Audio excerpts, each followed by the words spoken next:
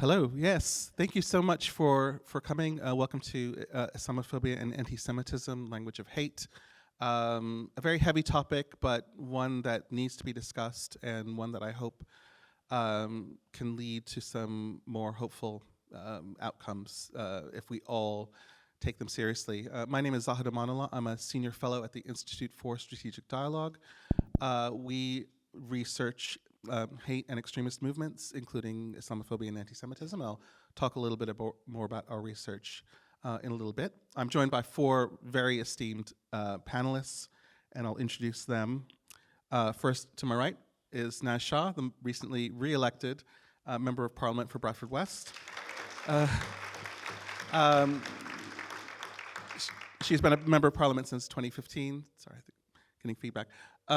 And has a lot to say about Islamophobia in particular and anti-Semitism in the electoral environment, and we'll get to her in a bit. To the right of her is Mark David Baer. He's the head of department and professor of international history at the London School of Economics and Political Science. He's an American and British historian. He's an expert on Muslim-Jewish relations. His latest book is called The Ottomans, Khans, Caesars, and Caliphs, which was shortlisted for the Wolfson Prize in History. And I believe that book is available here at the festival. To my left is Keith Conn-Harris, Dr. Keith Conn-Harris, a sociologist and writer based in London. He's a senior research fellow at the Institute for Jewish Policy Research. And his most recent books are The Babel Message, A Love Letter to Language. I believe he spoke about that last year. And co-authored a book called What Does a Jew Look Like? And finally, we have Akil Ahmed. Professor Akil Ahmed is former head of religion and ethics at both the BBC and Channel 4. And he's currently a media communications and diversity consultant and a professor in media, and a non-executive director of a number of organizations, including Ofcom, Advertising Standards Authority, and the Higher Education Funding Council for Wales. So we'll get to my panelists in a moment. But first, I wanted to say a few things about these subjects, and maybe a bit of housekeeping, but just to sort of frame the discussion. There's going to be a lot of talk on this panel about the events following October 7th. This is not a debate about the Israel-Palestine conflict, although that certainly does impact both of these types of hate, so I want to just make sure that people keep that in mind. And also, these are two sensitive subjects, and I just would say in your questions, we'll have time for questions in the end, to not use any gratuitous or triggering language. I think we're all here, we all know what we're here to talk about, but just keep that in mind. I wanted to start quickly with some research that we did at our institute following October 7th, just to set the stage before I hand it over to my panelists. Right after October 7th, we conducted research using some bespoke software that we've developed to track trends online. Most of our research is in the digital space. And we did some research around public comments on videos around the Israel-Palestine conflict before October 7th and shortly after October 7th to track public sentiment. And what we found, parsing through hundreds of thousands of comments on YouTube videos that were open to the general public, and parsing those for known anti-Semitic and Islamophobic tropes, filtering them through machine learning and then by hand, we found a 50-fold increase in anti-Semitic comments and a 40-plus-fold increase in Islamophobic comments, respectively. Now, these were from members of the general public. These weren't from necessarily extremist groups or political figures or influencers, and they weren't amplified by state actors or extremist groups. You know, it was a raw snapshot of public sentiment. And the lesson for us, and there's a study on our website, you can go and review some of the details and data around this. But the takeaway for us was that there is still a degree of latent animosity toward Jews and Muslims from people who may not have expressed that in the past, but given geopolitical events, it all came out, and it came out in waves. And these weren't attitudes about the conflict, these were attitudes about Jews and Muslims. We were very careful to make sure that we were parsing the two. So that gives us a bit of a a foundation for the discussion in terms of these two things. They exist. They've been noted. Of course, we've all seen hate crimes being committed against Jews and Muslims. We've seen difficult conditions around elections, and we'll have that conversation with Naz as well, but also protests on college campuses and the general dialogue and debate where passions then lead into hateful comments, hateful tropes, canceling, you name it. So enough about that from me. I do want to hand it over to my panel. So what I'll do is I'll let them each speak for about 5 minutes or so on their takeaways from what's happened recently. I thought we'd start with a bit of a historical analysis with Mark, because that's his background, and I think it'll give us a good foundation for understanding what it is we're dealing with today. So Mark? Thank you. Is the microphone working? Yeah? Okay. I want to take a deep historical dive. I want to step away from the present.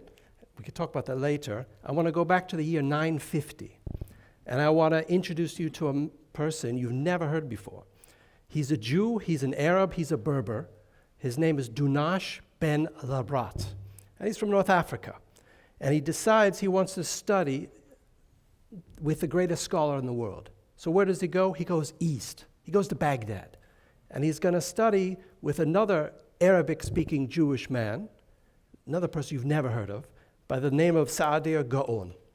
And Sa'adir Gaon is fluent in Hebrew. He's fluent in Arabic. He's translated the Torah, the Jewish holy book, into Arabic. He also has used the Islamic sciences to analyze Hebrew, the Hebrew language. And he's written the first Hebrew grammar and Hebrew lexicology. So while doing that, he's also the head of the Jewish community in Baghdad. So Dunash ben Labrat goes to Baghdad to study with him. And in this environment, he produces two incredible works. One is a prayer song that we still use today in the service. We Jews still use his melody. At the same time, he also writes the first Hebrew language secular poem, which is about wine drinking, right? So because he's part of that Islamic Jewish culture in Baghdad, which is secular and religious, where people are able to be Jewish and Muslim, they're convivial, they're friends, they're speaking each other's languages, they're engaged intellectually. Now I want to fast forward 1,000 years. Still in Baghdad, it's the 1940s. Baghdad's population is 1/3 Jewish. Jews are leaders of the Communist Party. They're nationalist Iraqi partisans, right? They want to create a nationalist Iraqi state, kick the British out, right?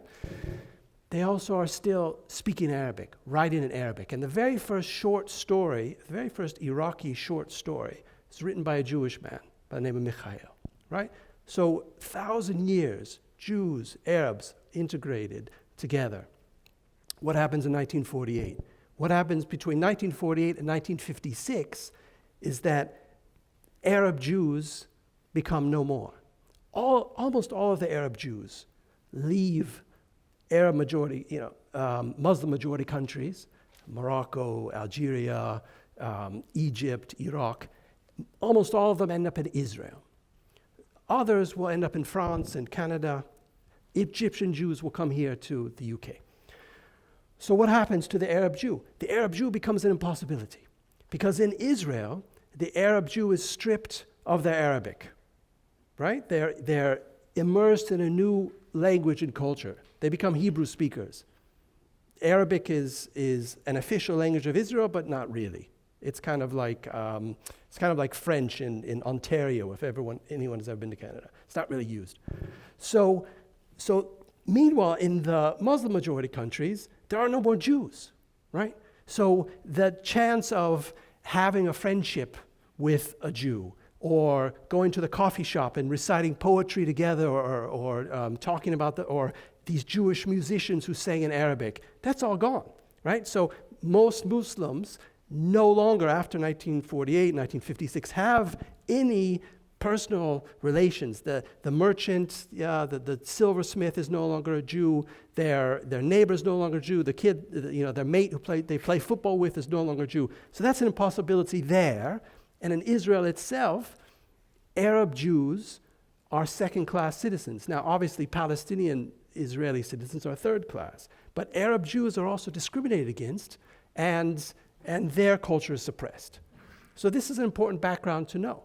And this is something I'm writing about in my next book, which should come out next summer, which is about Muslims and Jews. It's about Muslims and Jews from 948 to 1948, right?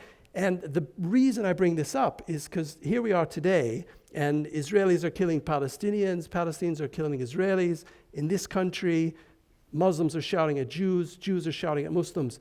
The important thing, I think, as we segue into talking about what's happening today, is to think about the fact that for most of our history, Muslims and Jews spoke the same language, have a very similar religious culture, and got on really well, except for when politicians would come in and say, okay, those people are to blame, right? So I just want to just have a 3-minute historical background like that. Brilliant. Thanks so much. We're going to segue into today, and both Naz and Akil have lots of experiences, particularly with Islamophobia. Akil, you, of course, in the media, and Naz in the electoral process. I'm trying to think where to start, because I think, Naz, with you, we could go the whole session on elections.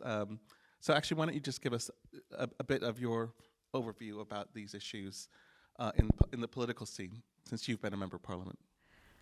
So thank you for that, and thank you for having me, and thanks to the Bradford Literature Festival.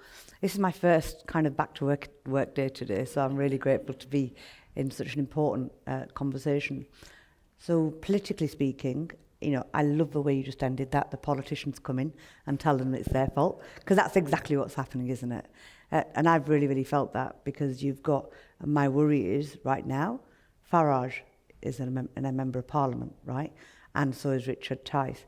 And then I saw this really interesting article which says that now sanitised Islamists are now in Parliament with 4 independents. So this is a real, and it's people who, and Akil can say much more about the media, but what I've seen on the streets of Bradford in the last, my majority was reduced from 27,000 to 700. And that was partly because we had 20% of people not coming out, a loss of 20%. And that tells you where the politicians have absolutely failed. The politicians of our generation, and I worry about my children, we've got Trump, we've got Le Pen, we've got Farage. It's like, where does this all lead us? Because politicians, instead of doing what they should be doing, which is leading and challenging and having those brave conversations, where politics has failed, it's blame the Jew, blame the Muslim. And that then pits communities. And you've got a disenfranchisement amongst communities, because communities feel that they haven't been listened to. So a lot of the disenfranchisement in Bradford, and that's a whole different conversation, comes because the politics in Bradford has been such a failure with brotherly politics, especially in the Muslim community, and I'm very acutely aware of that, and I've talked a lot about that. And then when that disenfranchisement comes, where are those people pushed towards? They're pushed towards the fringes, and those fringes become an echo chamber, and that echo chamber plays out. So one of a video of a guy who followed me for 4.5 minutes, bless him, he was just, the language he used was, and I had, by the way, one of my campaigners was a Jew, and he was with me when he was hurling these anti-Semitic tropes at us. So I had a humanist, another Muslim, and a Jew, and me out campaigning. And we had the guy who just came up and actually said, you dirty, dirty Zionist, you dirty, how many kids are killed in Gaza to save your position? It was vitriolic for 4.5 minutes. And it was, and he just smiled, because I'm not actually listening to him. I can't hear what he's saying because I'm trying to block that out. I'm just trying to keep safe and worried about people around me. And you're genuine. And it does cause a risk to other politicians, because you're thinking, you're that angry, you're that vitriolic, where does this go to next? And bear in mind, when the Brexit election, or Farage's, the referendum was happening, those were the days in which George Cox was killed. And it's like, it really, really petrifies you inside, and you're just smiling. And then it was like the misogyny that underlies that for me was an added thing. The added thing was that I was a Muslim, and it came from a fellow Muslim. You know, so it was like this added layer of you betrayed us. You have betrayed us because you're supposed to be a Muslim. So you're supposed to be in this camp. You know, and then that's that splitting of the camps, because the idea that this is a Jew and a Muslim issue, and it's just not. This is an issue. Whatever's happening in the Middle East is an issue for all of us, regardless of whether we are affiliated to any faith. And that has been, and the Muslim and the Jew has become the epicenter of that, to kind of like take out the anger on those people. So you're a sellout. You're the racism in that conversation. The anti-Semitic tropes in that conversation. You are Labour Friends of Israel. Actually, I'm an executive member of the Labour Friends of Palestine. And it was like, you used to have morals, you used to have principles. And then there's the idea that you pin it on because politicians are failing, and let's get this right, because the political classes have failed because they haven't got the solution. They've had years and years and years to, and this is about, for me personally, it's very much where Netanyahu is at, what his politics are at, where his politics are at, and that accountability hasn't been there. And that's what leads to that disenfranchisement, because people are seeing that, and they need somebody to, and the politicians need somebody to blame, right? So we're going to blame the Muslim and the Jews because we haven't done our job. Because when we had positions of power, we failed you. And then we failed you economically. Then we failed you in terms of community cohesion, because, we start going down. And then we start pandering because we're afraid of where we get our votes from. We're afraid of losing. So you're going more right-wing, you're falling. Farage didn't come up. Farage has been 25, 30 years in the making to get to Parliament. He's lost 7 elections. That should worry us all. Trump it should worry us deeply. Le Pen should worry us deeply, because what will happen is you will just put all that energy into those echo chambers. They feed off each other. They create more vitriol. It is so. Politics is failing, is my personal opinion in terms of where we're at with all of these conversations. Right, and I'm reminded of, yeah. And thanks. I think without your perspective, there's so much we wouldn't understand. I'm also reminded when you're talking about the intra-faith conflict that's happening. I've had many discussions with Jewish friends and colleagues about what's happening within Jewish communities regarding Palestine, and that is also quite vitriolic, especially since a lot of members of the Jewish community are actually really in the forefront of advocating for, and I see it online, and I wanted to get also into the media. Because there's the political landscape, of course, bolstered by what's happening in the media landscape. And Akil, I think you'd be perfect to fill us in on that. And then I want to get to definitions after that, because that's what are these things as definitions is a very important discussion. But let's start with you, Akil. Yeah. Well, morning. First, I'm going to break it into about 2 or 3 different bits. But I think the first thing is to actually understand when we use the word media, it's quite a big word, and it doesn't actually mean anything. It's all about communication. And actually, the reason why I'm saying that is because when we use the word media, it's a bit of a lazy word to use, because actually in this country, we have 3 tiers of media. You have kind of like television and radio, then you have press, and then you have online. Now, when it comes to television and radio, and I'm speaking here completely in a personal capacity, when it comes to television and radio, it's regulated. And it's regulated by an government-created arm's-length body, Ofcom. Proper regulation. I'm not just saying that because I'm on the boards, etc. It's proper regulation. And if you've made programs like I have, and you've been investigated for all sorts of subjects, you know what an investigation really means. So I'm just going to say that we have proper regulation. If you have a problem with anything you think with regards to anti-Semitism or Islamophobia, you have a vehicle to complain about it. And I can tell you now, there are lots of people found guilty for anti-Semitism, particularly in the broadcasting industry. Now, when it comes to newspapers, there's no regulation. They regulate themselves, totally. If ever you've heard that phrase, Leveson inquiry, where there was going to be this great regulation, well, it never happened, because the newspapers decided, we'd rather not have that, because if they don't have that, then they can say what they like. And with regards, and IPSO, which is the organization that they created themselves, right? Not an arm's length body. It's not an official body. It's what they have created themselves. They set what are the parameters with regards to hate or harm. And that's where Islamophobia and anti-Semitism come in. So one of the things that I say is now we have a different government that you would hope, would have a different relationship with the people that own newspapers, that maybe we can actually have the implementation of Leveson 2, as it's said. So that's the other thing. And then the third thing is, and this is where it all has gone a bit mad, and that is social media.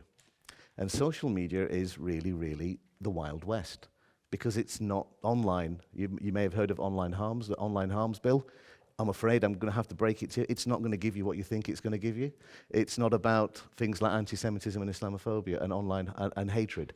But what it will do is actually create something which hopefully we can go on to do something about. Because is it sustainable that we have this free-for-all in the world of social media? Because what has happened is, and I think Naz is alluding to this a little bit in some of the things she said about with regards to politics and how people have behaved on the campaign, etc.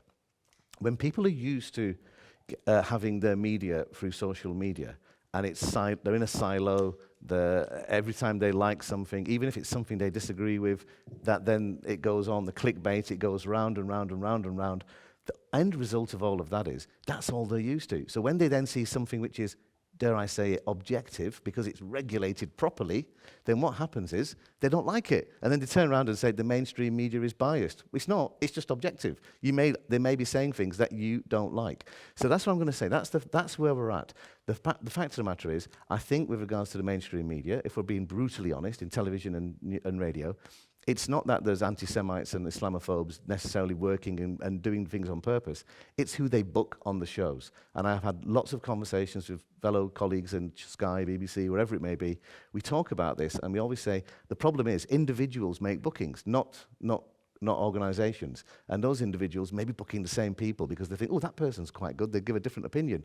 The fact of the matter is you amplify somebody who may not necessarily have an opinion, and Nigel Farage is a classic example of that, in the sense of over the last 15 or 20 years, the amount of coverage that man's got. And I can tell you, it's a lot harder when you say, I'm not going to book that, because I gave a bit of a, a bit difficult because it's being filmed. But basically, I said some things once just about with regards to who I felt I wanted on my shows, because it reflected me, and it reflected my audiences, it reflected the license fee payers, it reflected all of those people who I felt had to be treated in a certain kind of way. The end result, police protection, right? And that's a reality even in the media for somebody who may want to stand up. And none of you know about it because obviously it's not important, right? But that's the reality. So the fact of the matter is we have to be brave, and we have to understand that actually things that happen for a reason, but they get amplified because of a lack of regulation or a lack of self-awareness and a lack of understanding of the big picture. And then I'm just going to go on to one last particular thing briefly, which is I've done some work post-October the 7th. I've done some work with the film and TV charity. I'd suggest you all go and look online. And we did some work based on a survey of all Muslims, Jews and Arabs working in broadcasting and film and cinema industries in the UK, looking at how they felt, what they read about mental health issues regarding what their working life was like. 95% of those people felt that their mental health had been detrimentally affected. And lots of things have come out of that. But the one big thing that's come out of it is that Muslims and Arabs don't have a voice. They don't have a seat at the top table. And so therefore, when you don't have a seat at the top table, when you don't have a voice, and we've had a government for 14 years that was purposely decided that they don't have a voice, when in the newspapers in particular decide that you don't have a voice, and then that social media amplification, it doesn't care that you don't have a voice, then anything can be said. And alongside that, we live in a world of such poor religious and cultural literacy that what is said in that vacuum then seems to make sense. And that's why we have that normalization of Islamophobia and anti-Semitism, because we have such poor cultural literacy, we don't have people sitting at the top table who understand all of that, and we don't have regulation. So that's what I think is the backdrop to why we have such an increase over the last decade or so. This is a really important point. Yeah. There's a lot to unpack there, and actually the one area that it's part of what I do for my day job is the regulation part. And let me just give you a little bit of background on that. We have recent regulations come to effect, the Digital Services Act in the EU and the Online Harms Bill and the Act in the UK. Years in the making, years of input from organizations like ours on how to address these harms. And we've seen where it's come to because of so many factors. The teeth of it just aren't there. And now it's great that there's legislation in place and we can basically prove that it's ineffective and try to improve on it. Right now, there is scrambling to address artificial intelligence with the EU AI Act, and here in the UK, that's been used in both of these cases, Islamophobia and anti-Semitism, already. We've tracked a number of cases where it's been leveraged. So we're playing catch up desperately in this case. And the other thing about Muslims and Arabs not having voices, a lot of the work that I've done in the last 6 months has been with large corporations that for the first time have been dealing with conflict between their Jewish and Arab and Muslim colleagues over debates about Israel-Palestine. And because it's been sustained over 6 months and it's not going away, and because there's a real dearth of understanding and literacy around these two harms, they don't know what to do about it. But they know they have a responsibility to do something. So there's both, an opportunity there, but an incredible lack of resources. The UK government pledged £7 million last year to combat anti-Semitism, none for Islamophobia, which of course, became, aware after October 7th that was a huge gap. And we'll get to that in a minute.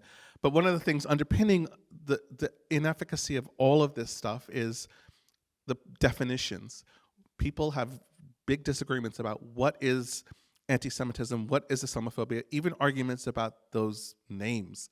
And it's a very contentious debate. The most commonly adopted working definition of anti-Semitism is the International Holocaust Remembrance Alliance definition, and I wanted to see if Keith could fill us in a little bit about what anti-Semitism is from that perspective, and we'll have a corresponding discussion about Islamophobia, Naz having been part of the APBG British Muslims working definition of Islamophobia.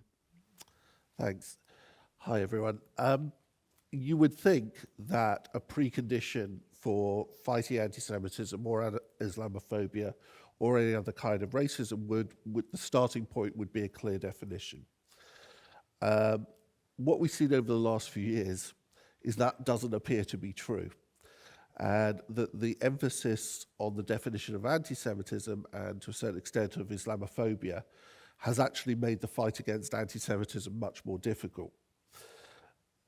On the other hand, the fact that definitional politics doesn't work very well could be a way that Jews and Muslims could see each other as dealing with the same issues. So first of all, what are the problems with defining anti-Semitism? Well, there are problems in the way that within Western countries, the way that Jews are defined, the way that Muslims are defined, and the hate that they faced is defined. Effectively, Judaism is an ethno-religion. We are both ethnicity and religion. And that also goes probably to even greater extent with Islamophobia and Muslims, because you cannot separate the fact that Islamophobia in the UK is also connected to despising people because of their skin color. So that's the poverty of these terms, Muslim and Jew, and how they're defined, doesn't help us. Anti-Semitism is a horrendous term, partly because it was coined by an anti-Semite, a guy called Wilhelm Marr in the 19th century, who set up the German League of Anti-Semites. Jews do not define themselves as Semites. Hebrew is a Semitic language, and that's it. But unfortunately, it's got brand definition, brand identity now. We can't really dispense with it. Islamophobia as well misses things as well. The idea of hate as phobia, I think, is quite a problematic idea. It can be phobia, it can be fear. There's a lot of other stuff going on as well. The other thing where I think Muslims and Jews can learn from each other is that controversies over definitions are stoked by intra-communal differences. So basically, whoever you are, unless you're an outright neo-Nazi, you can find a Jew who defines anti-Semitism in a way that you like. You can find a Muslim who will define Islamophobia in a way that you would like. More than that, you will find that Jews and Muslims compete for your attention. You can get people on side. You can use Jews and you can use Muslims for your own ends, because both Jews and Muslims are very, very poor at dealing with what I call in my 2019 book, Strange Hate. No apologies for the plug, actually. I call selective anti-racism. These days, that's a dominant form that racism takes. Very few people want all Jews everywhere to be destroyed or all Muslims everywhere to be destroyed. Much more of them just want the Jews or Muslims they don't like to be out of the picture. The other thing that definitional politics has done is that it has focused attention so much on which form of words one should adopt or not adopt, that it's completely taken attention away from how you fight it, regardless of the definition, and how you use definitions. I mean, basically, the IHRA, International Holocaust Remembrance Association definition of anti-Semitism, gives you a fabulous deal. All you have to do is to adopt it, and then you've bought off a certain kind of Jew. You don't even have to do anything with it, because we Jews often sell ourselves way too cheaply and compete for the attention of non-Jews. So I think there's good ways that Muslims and Jews can learn from each other. But I'll finish with one point, is that I don't think we should see Jewish-Muslim differences and divisions as anything that is necessarily pathological. I mean, we're human beings, and Jews don't all think the same way, and Muslims don't think all the same way, and sometimes our interests clash. And it's only surprising and a problem if you hold to a very naive sense of solidarity, where all peoples, where there's only one struggle, where all racism collapse into one, where all anti-racisms collapse into one. But what we do need to do is to think about models of solidarity that don't require love or even like, and that allow us on Monday to demonstrate against each other, and on Tuesday to demonstrate with each other against a common enemy. Yeah, great. Thanks for that, Keith.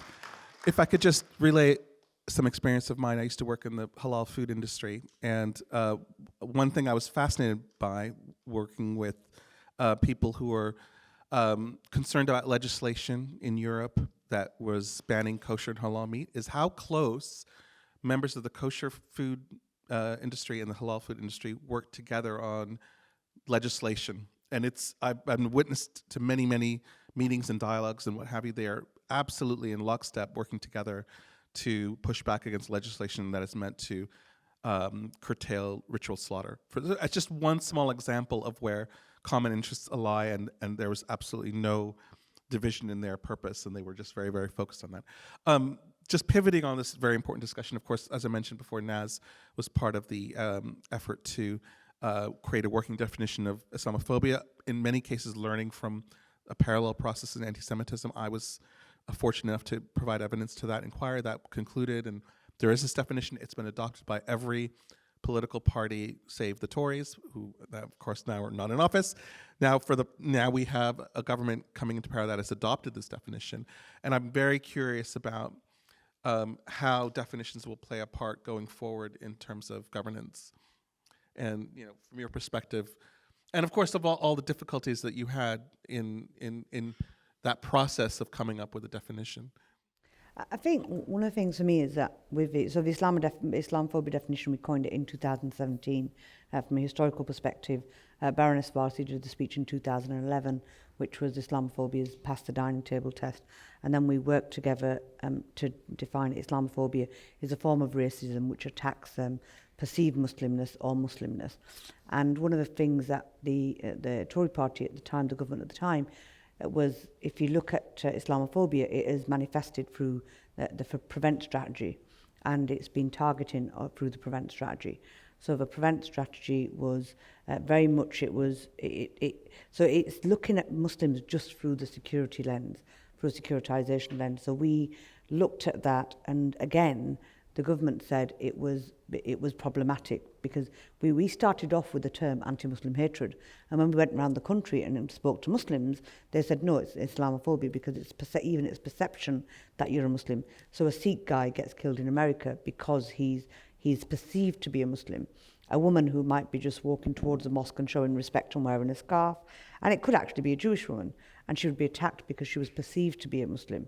And we've yet, any of us is really yet to meet a bigot who's going to stop and ask, are you Muslim, can I attack you? Are you Jew, can I attack you first? Do you know what I mean?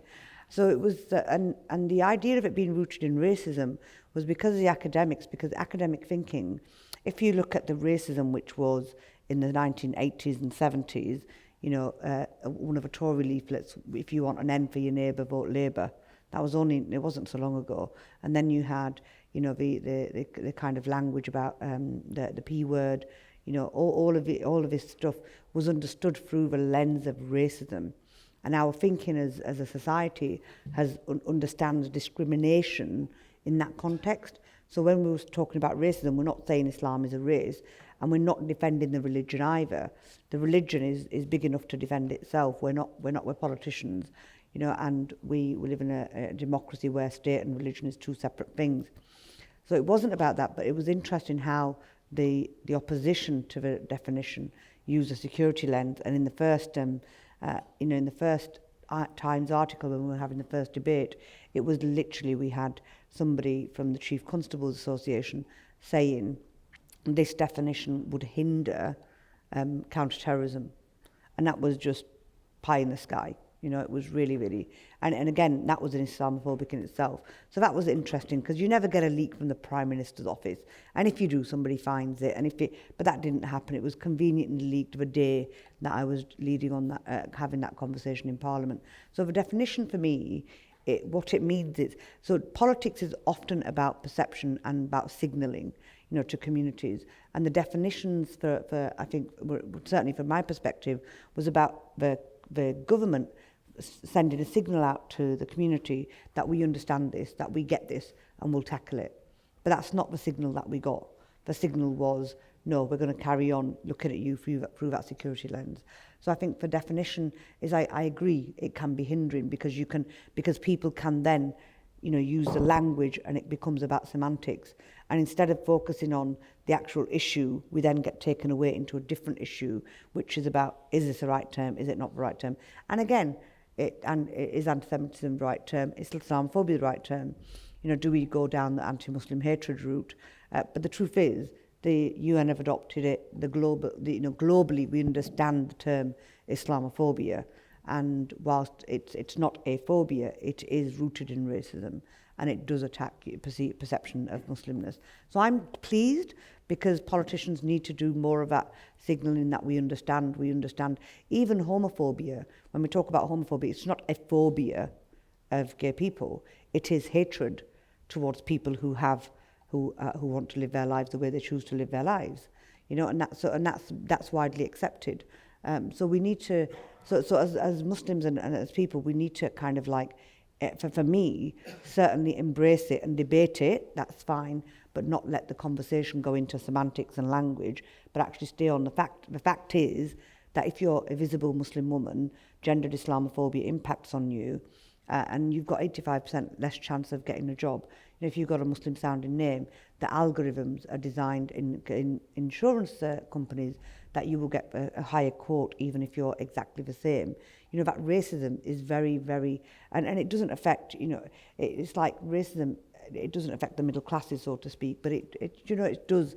We need to have those kind of debates of what access Muslim children can have and what are the hindrances. 60% of my constituency is Muslim. I'm, you know, a Muslim. So when you're having those conversations, those definitions do go a long way, I think. Right. So it's an ongoing discussion we're going to have. We're going to iterate.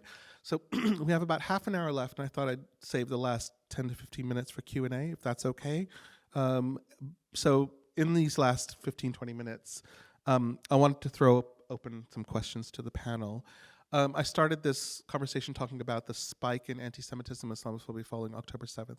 So that is, of course, still the elephant in the room, is that the conflict has instigated this surge. The surge is not going away.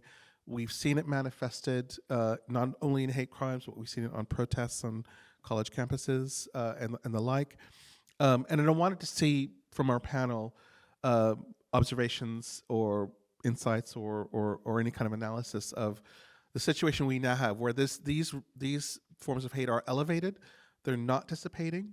We've identified gaps in awareness and legislation. So I want to start to see if we can talk about solutions or ways out of this. And I'll just open this up to anyone on the panel who wants to. Yeah. So one of the things I found quite disturbing since October the 7th is it's not, I don't find it disturbing that people would demonstrate for Palestine or show solidarity with Palestine. But what is worrying me immensely is the reductiveness that treats this cause as the cause that will, if we win, will solve everything else. And one thing that worries me immensely was Greta Thunberg, who I have a great deal of time for. She's a single issue campaigner about the single most important issue in the world today, bar none. The only other issue that she's gone public with is Gaza, and she's sought to connect it one to the other. To my mind, that's a disastrous strategy, because one thing is you can solve climate change with Israel oppressing Palestine or Palestine doing whatever it wants as well. It is ultimately one small corner of the world. And the fight against climate change has to involve everybody. You know, frankly, if it were helpful to the cause, Greta Thunberg should go and make nice with Kim Jong-un in North Korea. There is no exception. Every country, every one of us. It seems to be really disastrous to put Gaza on the same level. But it also puts me or anybody else who argues that in an impossible position, which is, given the huge contentiousness of the issue, it inevitably leads to the accusation that this is collusion, that this is complicity. And complicity has become one of the main words of the year, I would argue. There has to be a way of taking the temperature down on this, of not being so reductive without trivializing it either. Yeah. Just on that point, I mentioned the research that we did at the beginning of the talk, and one of the things that we wanted to understand is what tropes were being amplified with this conflict, and it was particular tropes, and this speaks to the reductiveness that you were talking about. The anti-Semitic tropes were, half of them were rooted in this trope of in infinite Jewish power over every institution, and half of the Islamophobic tropes were Muslims are violent terrorists. This is above all the other known tropes that we've tracked. They all shifted in that direction. So it speaks to like data supporting this idea that this conflict has caused this reductive response. So I like having brave conversations, and I've not looked at and thought about them. But as you were speaking, I struggled with that a bit. I'm just having a braver conversation. But for me, I struggled with the idea of reducing it or it becoming reductive to that, because I see the Israeli and Palestinian, but the Palestinian conflict and what's happening in Gaza as very much a global issue. Yes, I absolutely see the issue of climate change in terms of, you know, if we're looking at the immigration narrative right now, that is fueled by climate change, because you've got everywhere, and I talked about this at a keynote I delivered a year and a half ago to the Islamic world. I said, look, you've got issues with global climate change, which is pushing refugees to where it's more secure. And that is a crisis that we would be we would forget that at our peril, and that then gets picked up by those politicians who then talk about, the safety of people.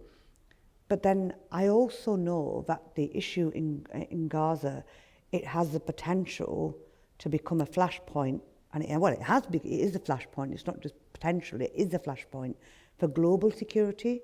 So I would argue, I wouldn't argue that it's reductive, because if this carries on, and you've got China as a player, you've got Russia as a player, you've got people angling with Trump coming on, the Arab world, and I've spoken to many in the Arab world. What does that do for global conflict? Forget reducing CO2 emissions. We could be in a third world war. So I'm just expressing, that's my initial thoughts on it. But that's also, very quickly, that's also basically my argument, in the sense that we need to make this about Israelis and Palestinians in particular, rather than about everybody jumping in to fulfill their own agendas. Oh yeah, I It's completely localization, get that. in other Yeah, words. I completely get that. That over, you've got people. It's like let's be honest, right? With all of this conflict that we've had, you've had factionalism playing out. Factionalism is those people who are on the fringes, who use Muslims and Jews, and it is that selective racism, and it's all of that. I completely get that, but I also think that because we need to resolve the Israel-Palestine conflict, we need to resolve all of that. I think then it does become a global issue, and I think if you have that platform like Greta does, then I value that conversation. I don't necessarily think it reduces it, but that's just my feeling right now. I was just going to say that, so from the 1950s, going back in history, the places where Muslims and Jews do interact are in the UK, are in France, in Germany, where I spent a lot of time living, Canada and the United States. These are the places where Jews and Muslims do come together when the lobby that wants to ban halal and kosher meat, every single year that comes up in the British Parliament. And circumcision, yeah. Circumcision, halal or kosher slaughter, every single year it comes up in the German Bundestag as well, that they want to ban it. They want to ban it because they want to ban us. They don't want Jews or Muslims in Germany or in England or what have you. And also there are a lot of issues, end-of-life issues, burial. There's so many commonalities between Jews and Muslims, and these are the places where Jews and Muslims do come together. But then what happens is, because so many people focus only on Israel-Palestine, when there's there's always conflict there, but when there's a flare-up, then this impedes our ability to speak to each other. So for example, I'm Jewish. I can't tell you how many times since October people have demanded that I go out in public and condemn Israel. Why should I? I'm not Israeli, I'm British. I'm also an American. I'm dual citizen. I'm a British citizen. Why do I have to condemn what a foreign country is doing? I don't have to. I don't go to Muslims and say, Iran is murdering women who don't veil correctly. You Muslims, you have to condemn that. Or why is it that on my synagogue people spray paint Free Gaza, right? Again, there's nothing wrong with saying Free Gaza in a demonstration, but if you go to a British synagogue and you spray paint Free Gaza, or on the Holocaust, the Wiener Library in London had its sign spray painted Free Gaza. Free Gaza, yes, but that Holocaust library has nothing to do with Israel or Palestine. Neither does my synagogue, right? So this kind of thing impedes our ability to work together and talk to each other, and it raises it ruins relations. When these external geopolitical things enter into our British life. Yeah, there's two things really. One is, and it is a I talked about a lack of cultural and religious literacy. We have a lack of historical literacy as well, and a lack of just general stupidness, if I'm honest with you. But we also have something which I think is really, really important, and it's not just, oh yeah, you would say that, professor of media or whatever, but we have a media illiteracy as well. And actually, that's where the problem comes in, because people share things. They have no idea how it all works. They have no idea how they're being manipulated. I remember my kids boring me to death with all those little TikTok things, when all the facial stuff. And then I said to him, I'm not having that. I don't want you not taking my picture. I'm not interested. And then they said, why? I said, because that technology is going to be used to, well, that technology was used initially in China against the Uyghurs. The police, the state apparatus used it, and it's actually been used now against the Palestinians in Israel as well. Now, how do you think they can know where somebody is?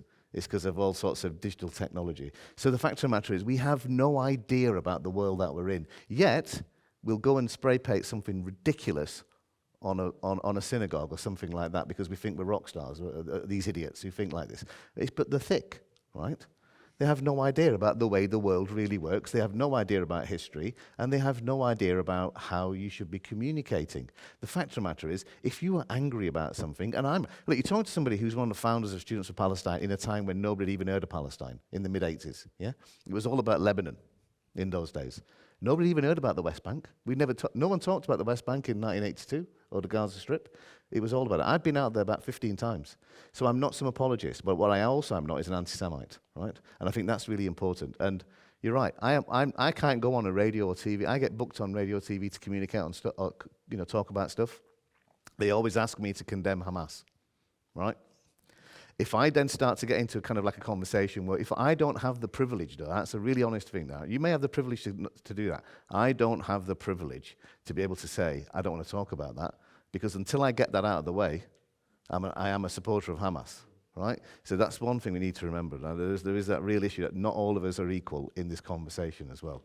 And then I think we also have to also remember that the world existed before October the 7th, and the world will exist in another time as well. And the fact of the matter is, when it came to issues particularly around Islamophobia and attacks, we were talking about the vast majority of religiously, and this is not a water boundary, by the way, but I'm just saying, the vast amount of religious attacks of people of a religious basis against people of a religious basis were against Muslims, and we're talking about significant numbers of attacks. This is every year. This is police, Home Office data, as you know. It's a big issue, and the fact of the matter is, we need to stop anybody being attacked, whatever their particular kind of background is, and I don't think it's helpful for us to frame issues around Islamophobia or anti-Semitism within the framework of October the 7th as well, alone. We need to remember the world existed before, and actually what went on before, and actually that nothing happens in isolation. None of the comments that are being made today or were made from October the 7th onwards happened because of that. It may be an excuse, but this has actually been a slow process that has gone on for a long time, and it's gone on because we've all allowed it to go on as well. Great. So I just wanted to address one more thing before we go to questions, just addressing the thickness. I've worked with this great charity called Facing History and Ourselves. They're fantastic. They created a year ago, just actually before October 7th, a toolkit for anti-Semitism in schools. It's fantastic. But one of the things they told their funders is they said, we don't want to do this unless we can do one for Islamophobia alongside it. And it speaks in large part to the dearth of funding for Islamophobia for starters, but also, thankfully, for the principle of good organizations who are addressing hate, who want to make sure that they're inclusive. So they created a great toolkit on Islamophobia. I encourage you to go look at it. One of my own case studies that I did for ISD on my mosque in Harrogate, being attacked by the far right, was included in that study. But they found very difficult take-up in schools. So even if you create fantastic materials to teach about this, our infrastructure, our educational systems, not just here in Britain, but elsewhere, are very reluctant to sort of have those difficult discussions in schools. I just want to come in on that, because actually I used to be I don't know if I still am actually, but me and Sadiq Khan and Said Awasi were patrons of the Curriculum for Cohesion, where we were trying to get a better education system. And my daughter's a history teacher, right? The fact of the matter is, if you want to teach, the Reformation, as being a head of religion, the Reformation is incredibly important. We are living still in post-Reformation kind of politics and policies, etc. It's really important, but I don't necessarily think knowing about the wives of Henry VIII is as important, maybe as understanding British Empire, understanding the Cold War, understanding the collapse of the Ottoman Empire, which has created the 20th century, the 21st century that we've lived in. That has created the world we live in way more than even the Second World War or the Cold War, I would argue. But you can't do it because, one, they don't have the infrastructure, and secondly, which one of us as a parent is going to say, I tell you what, I'll let my kids be the guinea pig for that first year? None of us. So the fact of the matter is, we need to be braver. If we want to make any change, we will have to be braver, because I wouldn't want my kids to be the first year intake of a new curriculum subject where the teachers have not been trained, have not got the resources, and if I'm brutally honest with you, the kids there is no kind of history of this kind of knowledge. So the fact of the matter is, that's what I'm saying. If we're going to change it, the bravery has to be there from the top, from politicians, all the way down to us as parents as well. So great. We have about 15 minutes left, or a little bit less than that. I wanted to see if we could open up to questions. And again, any question for any of our panelists? Yep. Mm-hmm. It's a bit of a comment, maybe, and then a question. I think there's something unusual about Islamophobia. I've noticed in the last couple of years conversations with friends who have spent their lives as anti-racists. They're feminists, they're well educated, they have Muslim neighbours, they live in multiracial neighbourhoods. They should know better. And they don't. I have been really surprised by people I know well, people I know less well, having what some of them have described as a visceral fear of Islam. There's a huge problem with the image.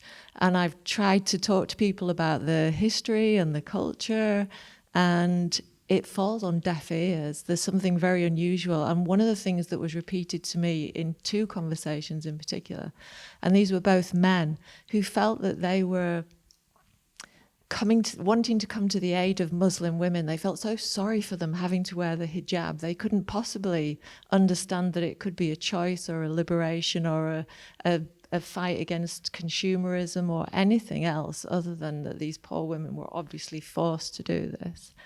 I think there's something very particular about Islamophobia, that all these anti-racists who will then happily espouse really radical distaste for Islam, and I don't know what we can do about that. It never ceases to amaze me how many white middle-class Tory men become feminists when we talk about Muslim women and their hijab. It really never does.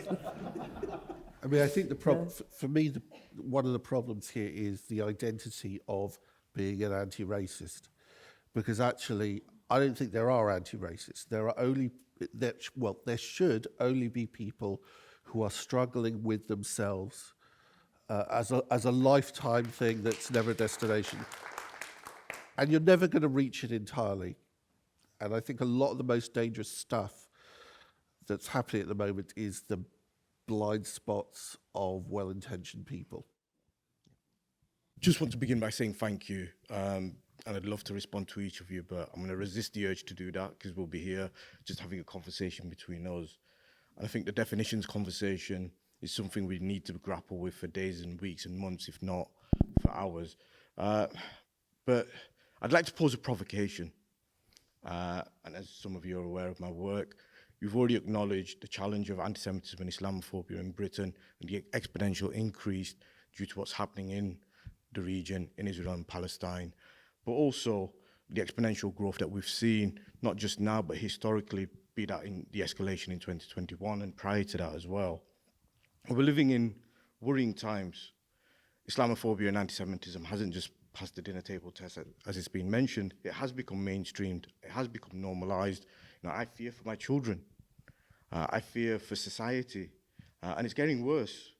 But I also hold the opinion that anti-Zionism is not always anti-Semitic and isn't always anti-Semitism. However, a significant amount of anti-Zionism is being gouged in the language of anti-Semitism and is exacerbating or echoing and feeding tropes, stereotypes, and conspiracy theories. One form of prejudice that isn't currently being spoken about, is around anti-Palestinian racism and how that is actually an extension, or there's an intersection with Islamophobia, but I do feel that something needs to be spoken about. And as it's been mentioned, we need to invest in interfaith. But after this big, long waffle, going to come back to my question, which is solutions. Some of you have inferred solutions, but we do need a strategic approach, and I do hope a new government will be thinking about this, but no pressure, Naz. But what would be your strategic approach in challenging the hate and prejudice to make Britain a more respectful, tolerant, and a place without hatred and prejudice? Well, thank you for that. My job just became a tad harder, didn't it? Could you imagine me and Farage going head to head? Pain heck. Yeah.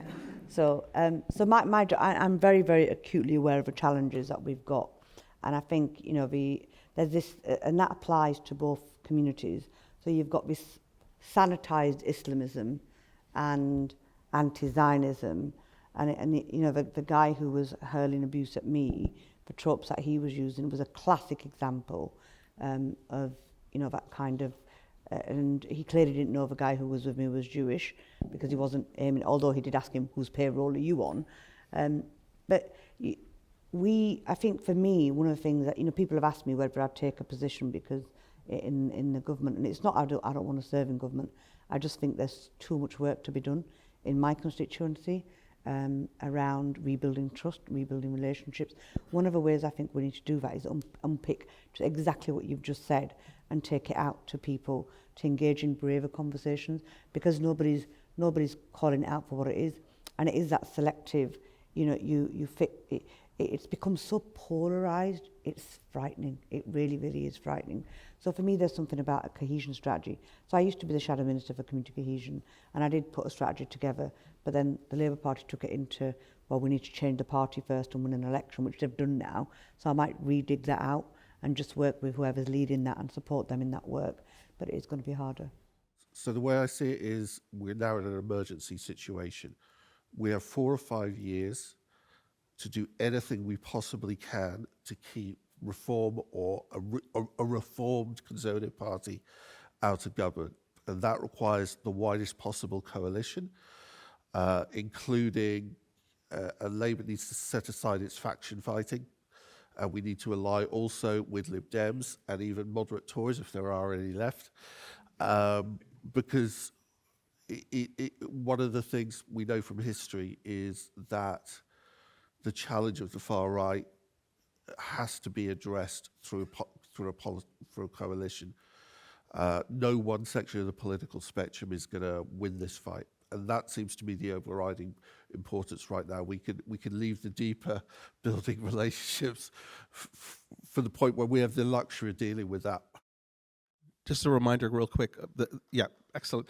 But the far right has traditionally been the ones, and we have this proven in lots of research that we've done at ISD, the primary instigators of anti-Semitism and Islamophobia, going to the Tree of Life shooting, to Christchurch, you name it, they all learn from each other, they use the same techniques, and they see in Muslims as Jews as collaborators and conspirators, co-conspirators. So that hasn't changed. I mean, that hasn't changed. It's just it's overshadowed by the Israel-Palestine conflict, but that is still there. It will resurge, and that's what to your point. Yeah. So just real quickly, so the great replacement theory, this, for example, is the idea that Jews are bringing Muslims into this country to replace white people, right? So this is classic. It's Islamophobia. It's anti-Semitism in one package. So what you can do is, I mean, we do live in a country where there's Jews and Muslims. So all of us as individuals can seek out Jews and Muslims, whether it's through our synagogue, our mosque, our school, or any institution, or just individually. We could seek out and start talking to people, and then get to know people. Like we in the historical past, we had that. We would socialize together in the cafes. We can do that again. There's neighborhoods in London where you have Muslims and Jews, but right now it's hard to do. But as individuals, we can do it. The other thing is also through education. I'm a professor. I co-wrote a Year 7 curriculum for use of schools in Birmingham, predominantly Muslim schools. We added an Ottoman history component, so they're studying the Tudors now and the Ottomans together. So, it's also just educating children about the globally connected world can also help in the long run. Yeah, sorry, there was a question back. Did you have a self-question? And then to you. Sorry. Yeah, did I miss someone? I just wanted to pick up on some of the things said by Keith around the possibility of self-regard or self-focusing rather than kind of social movements in terms of actually bringing about transformation and changes. One of the things about the protests in favor of Gaza have been that they have been dominated by people who are not necessarily Palestinian. There are people who are, many who are Jewish, many people from all walks of life have felt that they have mobilized in relation to that because they're against genocide. And that, I think, is something to be praised, because what that shows is that people are no longer talking about their own self-interest. They're actually talking about something beyond them, which is actually what you need for a healthy democracy, for the ability for people to talk beyond their own narrow self-interest. Every single social advance that has been made in this country or anywhere else in the world has always depended on people saying, actually, it may not affect me personally, but I think it's the wrong thing. This happened, for example, with Rosa Parks. When she gets up, says, this is the bus, people who demonstrated in the civil rights movement, they weren't all, everyone wasn't just simply, I'm only doing it because it affects me. And I think one of the things we've had for 14 years is this kind of narrowing of the political scope, that you only do things for small, narrow self-interest rather than for the idea of public service. If you really want to be serious about taking to task the growth of the far right, you have to recognize that it has been enabled by successive governments by mainstreaming Islamophobia. Islamophobia isn't just about what happens to Muslims, because nearly every single legislative move that was made against Muslims spreads and becomes part of the general vocabulary by between how governments rule others. That's why Gaza is so important, because Gaza is a metaphor between how the rulers and the ruled actually think they should be done, in terms of police techniques, in terms of intelligence services. All kinds of things move around there. So I think it's really, really important to recognize that if we want to end Islamophobia and we want to reduce anti-Semitism or end both of them, we can't do it without mobilization. And that mobilization requires us more than just to think about it in terms of personal terms. It requires a political consciousness. And I agree with what Akhil was saying. We need to raise the literacy about what needs to be done. And I think what I would be looking for the new government to be doing, if it's able to do that, is actually to have that conversation and recognize the problem as a problem of racism, and recognize that every single advance made against racism was done not by just making people nice to each other, it's actually recognizing the institutional nature of racism. And unless we tackle the various institutional natures of Islamophobia and anti-Semitism, we will not get nowhere. Okay, fantastic. We're just about out of time. I think we had maybe time for one quick question. Just wait for the... I went to Palestine and Israel in 2018, and we went to Tel Aviv, and there was a huge gathering of Sufi sacred music and singing, and it was just absolutely remarkable to see something like that. All the Jews and the Christians and the Muslims were together singing that. That was one positive example I saw. Second one, when we went to a synagogue, when we were singing, and suddenly in the middle of it, Allahumma anta salam wa minka salam came in. I thought, oh, that's from our religion. And thirdly, when we sit down and we, every Muslim, when they pray, they say, send peace and blessing on Abrahamic faiths.